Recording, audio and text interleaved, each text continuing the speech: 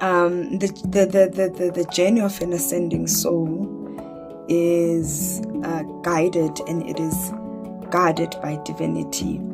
It is characterized by experiences that shake and shock our very core, experiences that force us to view life differently and to assign a richer meaning to our existence. It is guided in a sense that what will happen is what God will allow to happen. The experiences you will have are experiences that God and divinity have allowed to happen for the benefit of your soul, for the benefit of your ascension. And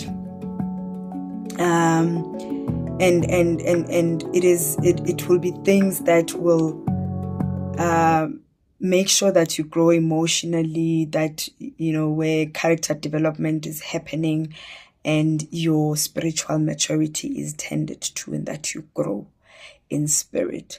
And guided in a sense that when the time is right, when the purpose has been served, God pulls you out.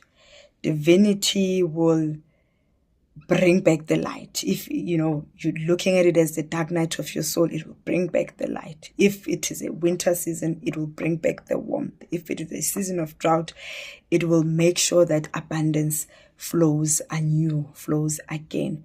So whether be it confusion and chaos, because the purpose is not to destroy you, it is just meant to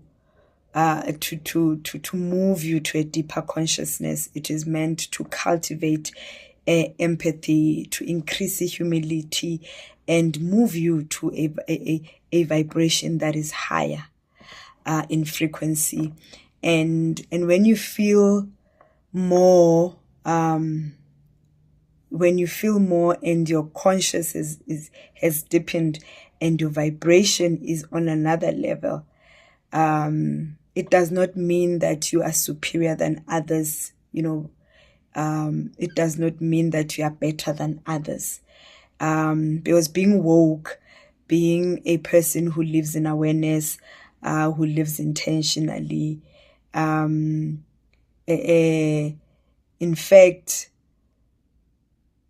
it keeps, as you grow, as your soul ascends, your ego is kept in check. Your pride is kept in check. Your individualism ceases to exist, or you become more aware that we are not for ourselves, but we are to be of service to others. We are for the collective. So if your period or your process it does not move you into that type of a person, then it is not a process of ascension. Ngoba it might be a paradox.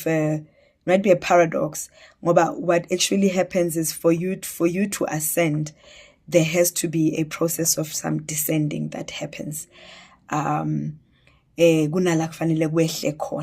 will vary from person to person what it is that needs to descend in order for this soul to ascend, in order for this higher self to emerge, and for us to gain a divine covering, we have to allow for this old skin to shed. We have to allow for that process of shedding to happen.